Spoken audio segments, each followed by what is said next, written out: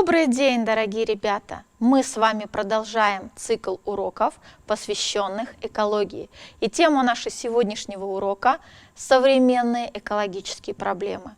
Итак, а давайте мы с вами посмотрим, как же оценивают планетарные пороговые значения для безопасного пространства и человека. Посмотрите, пожалуйста, на этот слайд. Что мы здесь видим?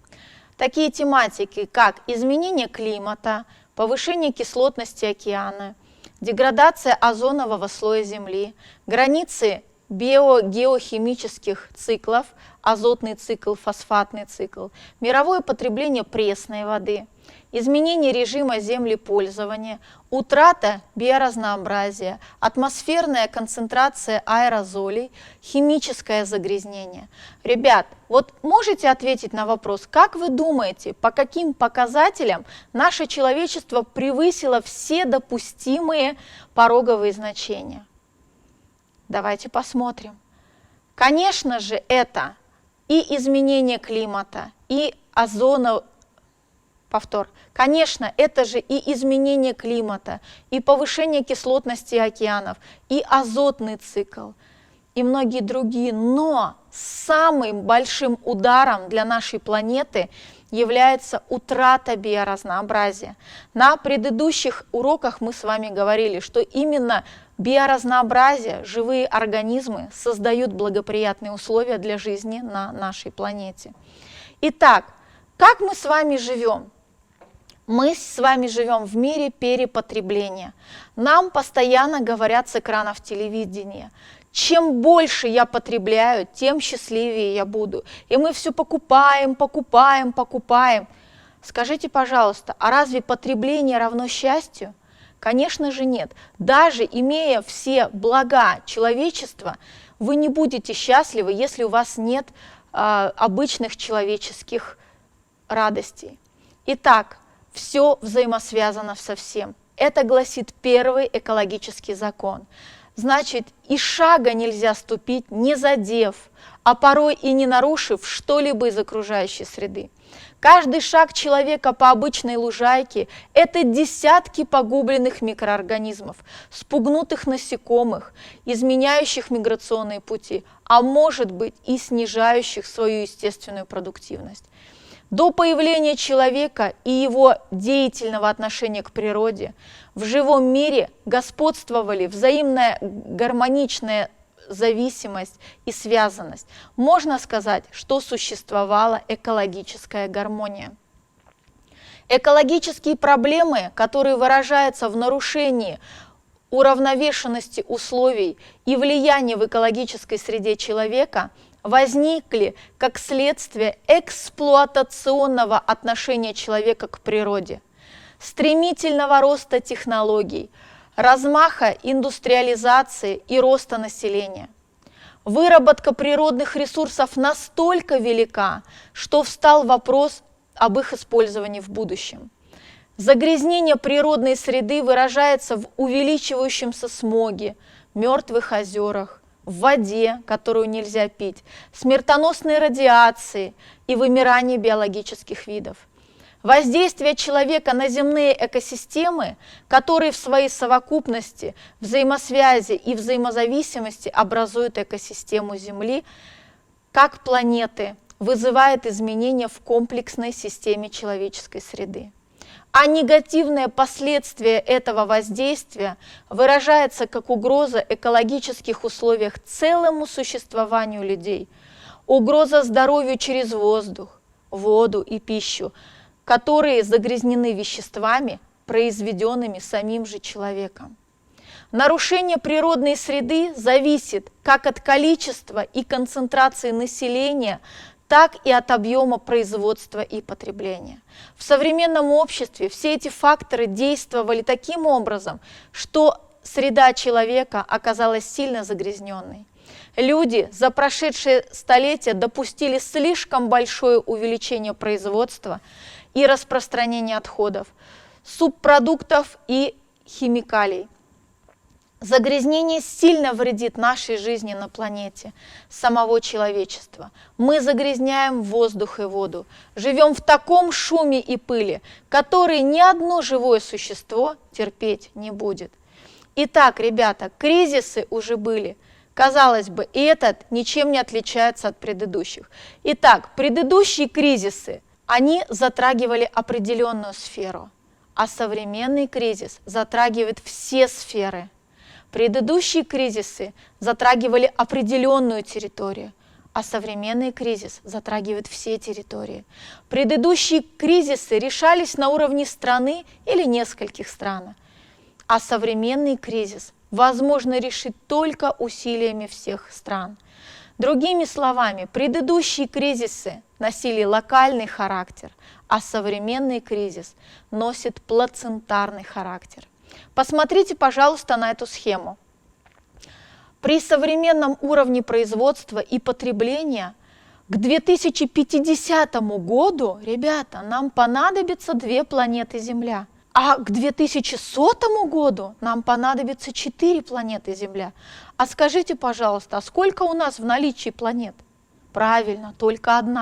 Поэтому потребление нужно сокращать. А теперь посмотрите, пожалуйста, всем известная карта мира. А теперь, что же с ней произошло? Обратите внимание, как раздулась Северная Америка, как раздулась Япония, как раздулась Европа. А что произошло с Африкой?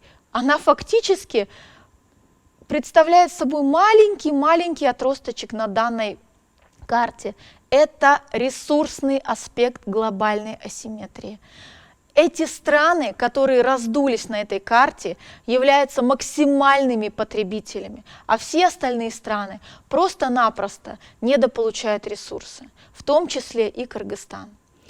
Современные экологические проблемы – это у нас деградация биоразнообразия, отсюда и уничтожение экосистем, браконьерство, изменение климата, сокращение полезных ископаемых, загрязнение Мирового океана, деградация озонового слоя атмосферы, загрязнение почвы, атмосферная концентрация загрязняющих веществ, проблема утилизации отходов и множество других проблем. Что мы видим? Правильно, температура на поверхности нашей планеты неуклонно растет вверх. Это проблема глобального потепления. Начавшаяся во второй половине 20 века, на сегодняшний момент резкое потепление климата является достоверным фактом. Мы его чувствуем по более мягким зимам. Раньше зимы были холоднее, чем сейчас. Средняя температура приземного слоя воздуха по сравнению с 1956-1957 годами, когда проводился первый международный геофизический год, возросла на 0,7. В чем причина этого явления? Одни ученые считают, что это результат сжигания огромной массы органического топлива и выделения в атмосферу больших концентраций углекислого газа, который является парниковым, то есть затрудняет отдачу тепла от поверхности Земли. Прогноз на будущее очень неутешителен. Предполагается, что к 2030-2050 годам возможное повышение температуры составит на 1,5–4,5 градуса Цельсия. К таким выводам пришла Международная конференция климатологов в Австрии. Посмотрите, пожалуйста, как действуют планетарные парниковые газы. Итак, солнечная радиация проникает сквозь чистую атмосферу. Часть солнечной радиации отражается атмосферой и земной поверхностью. Но из-за того, что в атмосфере находится слой парниковых газов, часть инфракрасного излучения поглощается и отражается над молекулами парниковых газов. Прямым эффектом этого становится нагревание поверхности Земли и тропосферы. Поверхность получает больше тепла, и инфракрасная радиация выбрасывается снова. Что же происходит? Солнечная энергия, которая поглощается земной поверхностью, нагревает ее, но большее часть тепла конвертируется в тепло, вызывая эмиссию длинноволновой инфракрасной радиации в атмосферу. Не менее сложна в научном отношении экологическая проблема озонового слоя. Как известно, жизнь на Земле появилась только после того, как образовался охранный озоновый слой планеты, прикрывший ее от жесткого ультрафиолетового излучения.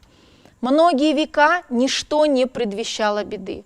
Проблема озонового слоя возникла в 1982 году, когда зонд, запущенный с британской станции в Антарктиде на высоте 25-30 километров, обнаружил резкое снижение содержания озона.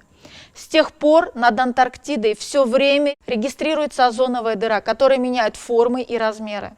По последним данным, она равна 23 миллионам квадратных километров, то есть площади, равной всей Северной Америке. Вполне допустимо, что к 2100 году защитное озоновое покрывало исчезнет. Ультрафиолетовые лучи иссушат Землю, животные и растения могут погибнуть. Человек будет искать спасения под гигантскими куполами искусственного стекла и кормиться пищей космонавтов. По мнению специалистов, изменившаяся обстановка скажется на растительном и животном мире.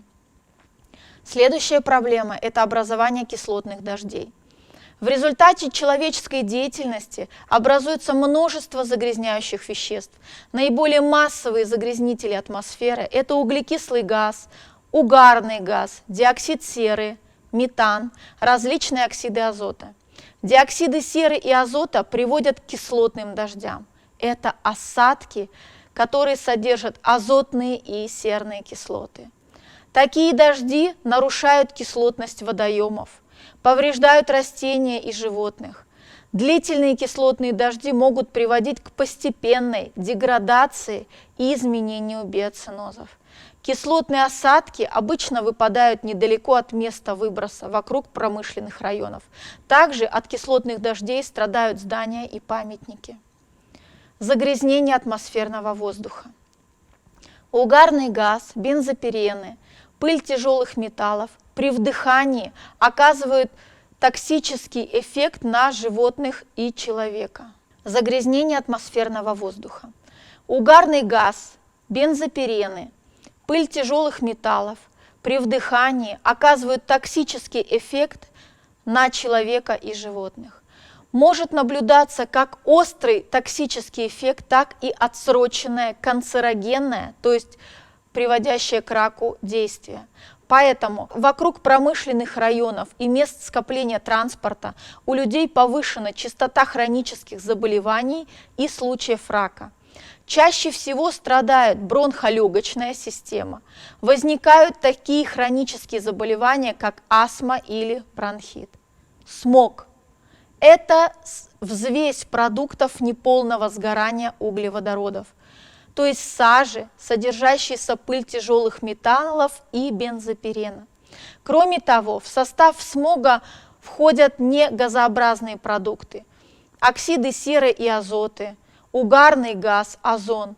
В условиях смога затруднено дыхание, снижена видимость и освещенность. Люди, длительно проживающие в условиях смога, имеют пониженную продолжительность жизни и повышенный риск развития бронхолегочных и онкологических заболеваний. Районы, подверженные смогу, покидают птицы и насекомые. Следующая проблема – это гибель и вырубка лесов. Особенно большую экологическую угрозу представляет истощение лесов, легких планеты, основного источника биологического разнообразия планеты. Помните наш первый слайд? Деградация биосферы превысила все допустимые значения. Ежегодно вырубается или сжигается примерно 200 тысяч квадратных километров лесов, а значит, исчезает до 100 тысяч видов растений и животных. Вырубка лесов в наше время стало одной из самых важных проблем экологии. Ведь леса не только обогащают окружающую среду столь необходимым кислородом, но и являются основой, движущей силой в процессе круговорота воды. Они забирают влагу из почвы, затем, фильтруя и очищая ее, выделяют в атмосферу и повышают влажность. Ущерб, который наносит вырубка лесов, настолько велик, что грозит планете глобальным потеплением. С их количеством, как мы уже говорили, с уменьшением лесов увеличивается количество парниковых газов. Уничтожение животных. За последние 400 лет с лица Земли исчезло более 120 видов амфибий, 94 вида птиц, 63 вида млекопитающих.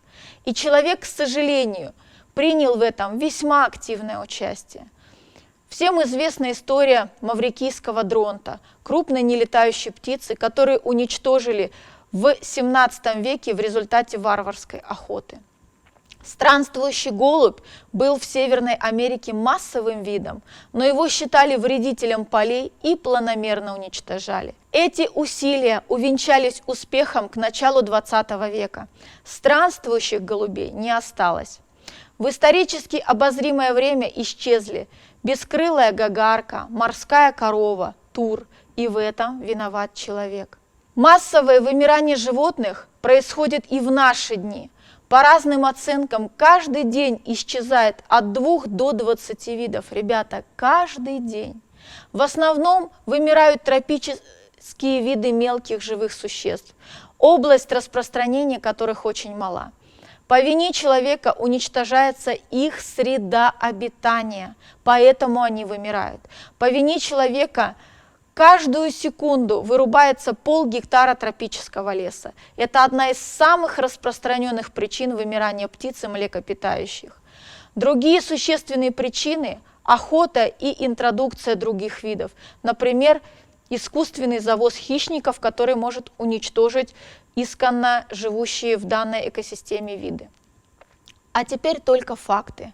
71 вид птиц исчез на Гавайях с тех пор, как человек впервые высадился на берегах этих островов.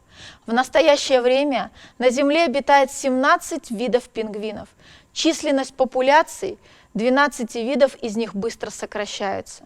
Ежегодный доход от промышленного вылова голубого тунца в мире составляет 7,2 миллиардов долларов.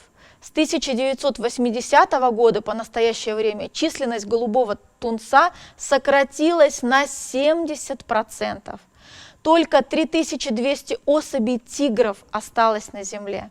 За последнее столетие численность этих видов животных на Земле сократилась на 97%. Исчезают не только виды живых существ, мы лишаемся целых биотопов.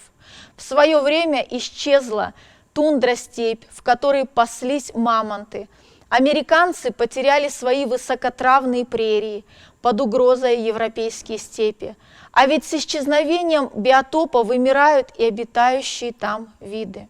Обезлесивание – это процесс превращения земель, занятых лесом, в земельные угодья без древесного покрова, такие как пастбища, города, пустоши и другие. Наиболее частая причина обезлесения – это вырубка леса без достаточной высадки новых деревьев. Кроме того, леса могут быть уничтожены вследствие естественных причин, таких как пожары, ураганы или затопления, а также других антропогенных факторов, например, кислотных дождей. Есть ли повод для беспокойства? Темно-зеленым цветом выделены естественные лесные сообщества, которые находятся на данный момент. Светло-зеленым цветом выделены лесные сообщества в доиндустриальный период. Ребята, посмотрите, пожалуйста, так что же было на месте современной Сахары? Правильно, там был лес. А красным обведены зоны растраты жизни, где интенсивно идет сокращение лесов. Угрозы биологическому разнообразию. Это картинка, знакомая нам, когда мы выезжаем в горы. Мы видим горные реки. Горные реки, по берегам которых должен расти пойменный лес. Обратите внимание, Там, где пойменный лес сохраняется, зона увлажнения очень широкая. И, соответственно, эта река препятствует и снижает стихийные бедствия, такие как, например, сели. Если вы встречаете таких животных и растений, как ремес, жимолость, горностай, тростник, кутора, кулик и так далее, значит, можно говорить, что это не нарушенная пойма реки. А теперь посмотрите, пожалуйста, на другую часть. Что мы видим? Та же самая река, но вокруг нее ничего не растет. Она имеет очень глубокое русло, зона увлажнения очень ограничена. Такая река несет серьезную угрозу стихийным бедствиям. И если вдоль такой реки растут такие растения, как щавель, чертополох, крапива, значит, мы можем говорить, что это разрушенная пойма реки. Под воздействием живых организмов, воды и воздуха на поверхностных слоях литосферы постепенно образуется важнейшая экосистема, тонкая и хрупкая. Это почва, которую называют кожей Земли. Это хранительница плодородия и жизни. Горсть хорошей почвы содержит миллионы микроорганизмов, поддерживающих плодородие. Чтобы образовался слой почвы толщиной в 1 сантиметр, требуется не одно столетие. Почвы загрязняются промышленными и бытовыми стоками. Это сотни миллиардов в год нефтепродуктов, очень большое количество минеральных удобрений, а также это пестициды, тяжелые металлы, такие как ртуть, свинец, и также загрязняется радиоактивными отходами. Существуют две основные причины деградации почв. Это эрозия и засоление. Эрозия – это разрушение почвенной структуры и уменьшение толщины почвенного слоя. Эрозия бывает двух видов. Под воздействием ветра – это ветровая эрозия, под воздействием воды – это водная эрозия. Частицы почвы в виде пыли или взвешенных в воде частиц уносятся на большие расстояния. Истощенная почва теряет плодородие и не может больше использоваться и восстанавливаться фитоценозом. Как считают эксперты ООН, современные потери продуктивных земель приведут к тому, что к концу столетия мир может лишиться почти трети своих пахотных земель. Такая потеря в период беспрецедентного роста населения и увеличения потребностей в продовольствии может стать поистине губительной. Загрязнение водоемов. Как известно, воду человек загрязняет с незапамятных времен. За многие тысячелетия все свыклись с загрязнением воды. Но все же есть что-то кощунственное и противоестественное в том, когда человек сбрасывает все нечистоты и грязь в те источники, откуда он берет воду для питья. Как это ни парадоксально, но и вредные выбросы в атмосферу в конце концов оказываются в воде. А территории городских свалок, твердых отходов и отбросов после каждого дождя, после каждого снеготаяния вкладывают свою лепту в загрязнение поверхностных и подземных вод. Дефицитом становится и чистая вода, причем водный дефицит может сказаться быстрее, чем последствия парникового эффекта. 1,2 миллиарда людей живут без чистой питьевой воды, 2,3 миллиарда без очистных сооружений для использования загрязненной воды. Вода может стать и предметом междуусобных конфликтов, так как 200 крупнейших рек мира протекают через территорию 2 и более стран. Водой Нигера, например, пользуются 10 стран, Нила – 9, а Амазонки – 9 стран. Разливы нефти являются еще одной современной экологической проблемой. Крупнейшая авария произошла 20 апреля 2010 года в Мексиканском заливе при взрыве нефтяной платформы в 80 километрах от побережья штата Луизиана.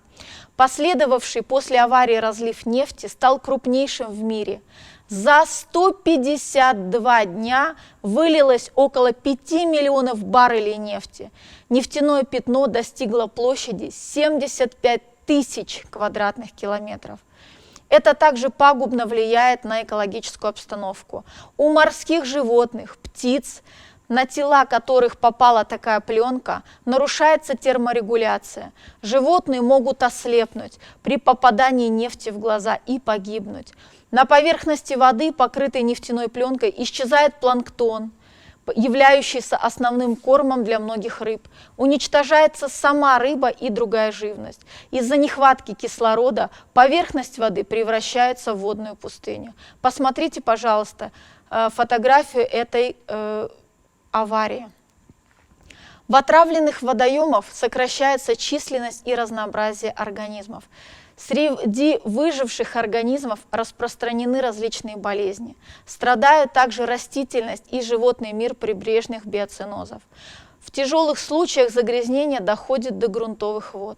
Потребление такой воды человеком может вести к развитию различных заболеваний. Длительное проживание в районах с загрязненной водой ведет к сокращению продолжительности жизни. Другим важным источником загрязнения природных вод является сельское хозяйство. К основным загрязнителям относятся удобрения и пестициды. Специфическим последствием такого загрязнения может быть цветение водоемов. Цветение – это взрывообразное развитие водорослей и других микроорганизмов в ответ на поступление удобрений с полей в воду. Водоемы теряют прозрачность, становятся мутными и затягиваются густой пленкой микроорганизмов. Такой водоем более не способен быть источником пресной воды и начинает заболачиваться. Цветение водоемов называется эвтрофикацией. Итак, ребят, а это карта настоящего мусорного острова в Тихом океане. Посмотрите, пожалуйста, как полагают исследователи, мусорный остров состоит почти полностью из пластика. Его общая масса предположительно составляет от 45 до 129 тысяч тонн. Площадь пятна примерно 1,6 миллионов квадратных километров. Это более чем в 3 раза больше территории Франции. Еще одной проблемой является загрязнение радиоактивными отходами. Итак, авария на Чернобыльской атомной электростанции 26 апреля 1986 года произошла в результате взрыва. Реактор был полностью разрушен, и в окружающую среду было выброшено большое количество радиоактивных веществ. Авария расценивается как крупнейшая в своем роде за всю историю ядерной энергетики, как по предполагаемому количеству погибших и пострадавших от ее последствий людей, так и по экономическому ущербу. На момент аварии Чернобыльская АЭС была самой мощной в СССР. 31 человек погиб в течение первых 3 месяцев после аварии. Отдаленные последствия облучения, выявленные за последующие 15 лет, стали причиной гибели от 60 до 80 человек. 134 человека перенесли лучевую болезнь в той или иной степени тяжести. Более 115 тысяч человек из 30-километровой зоны были эвакуированы. Для ликвидации последствий были мобилизованы значительные ресурсы. Более 600 тысяч человек участвовали в ликвидации последствий аварии. Ребята, загрязнение окружающей среды, истощение природных ресурсов и нарушение экологических связей в проблемах стали глобальными проблемами. Так что же нужно делать? Прежде всего, нужно жить по принципу «думай глобально, действуй локально». Что ты можешь сделать на уровне своего сообщества? Обрати внимание на следующий слайд.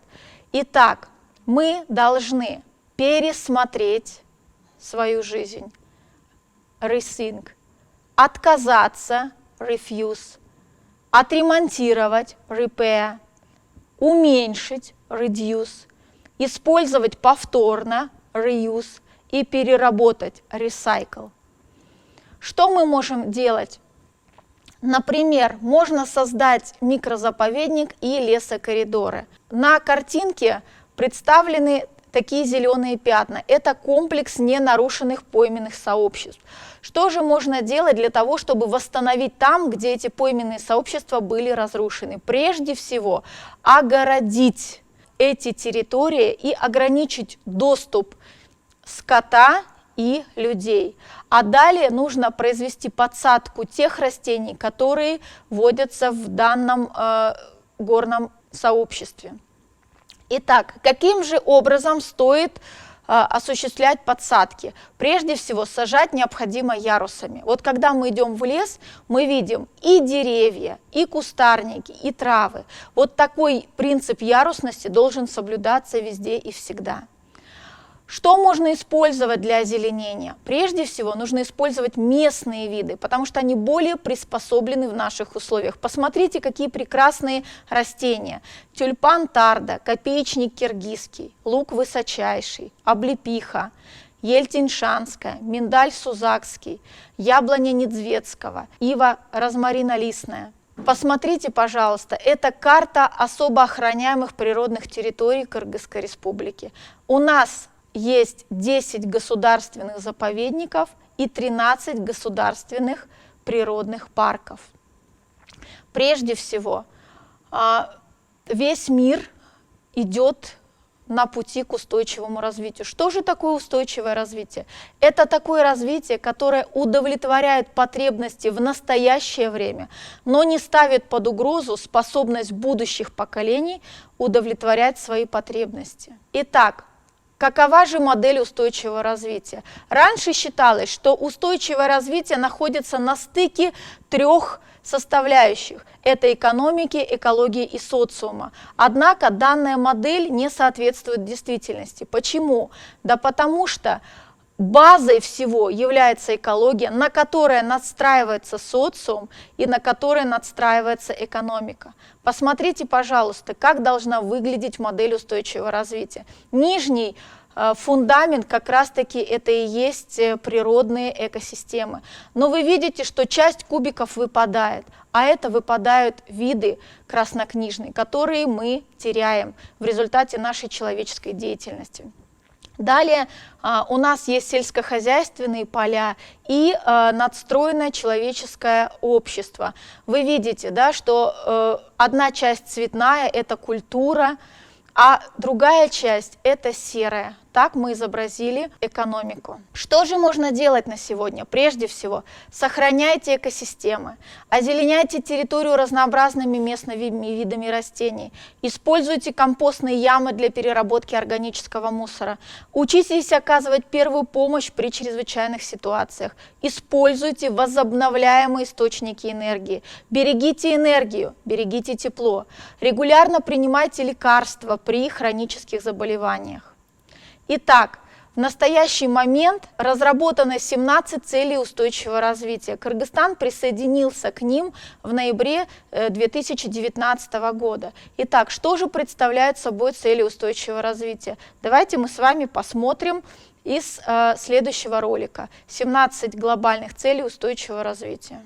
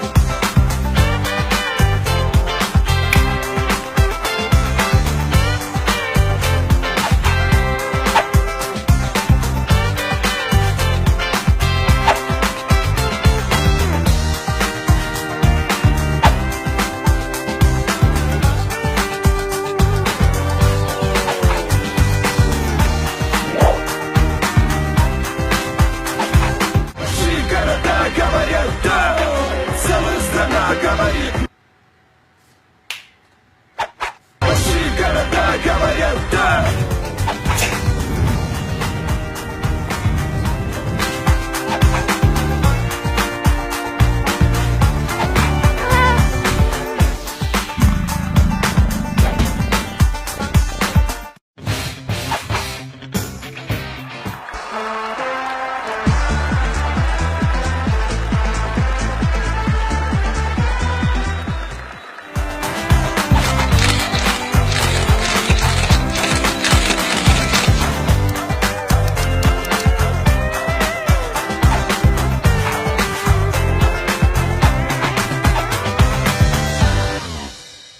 Итак, ребята, домашнее задание. Назовите основные современные экологические проблемы. Какие экологические проблемы присущи в вашем районе проживания? Составьте план того, что вы можете сделать в своем сообществе. Ребята, и опять мы прикладываем дополнительные материалы, которые позволят вам хорошо подготовиться, а также расширить свой кругозор. Это QR-коды на следующие материалы. Это климатическая шкатулка, пособие изменений климата и здоровья, информационная кампания для молодежи Кыргызской Республики по устойчивому природопользованию, изменению климата и интеграции в глобальный альянс молодежи ООН, биоразнообразие, книжка называется «Эко-медаль». Также дополнительные материалы по сохранению биоразнообразия, пособие «Энергия и окружающая среда», плакат «Растения Красной книги Кыргызстана», озеленение школьной территории, то, что вы можете сделать самостоятельно. А сейчас я благодарю всех за работу, вы большие молодцы. Спасибо большое. До свидания.